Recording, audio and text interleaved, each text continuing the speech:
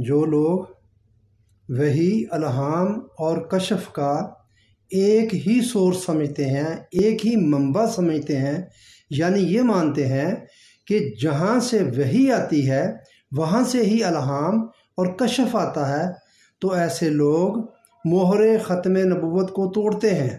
ایسے لوگوں نے ختم نبوت یا خاتم النبیین کا دروازہ بند نہیں کیا ہوا۔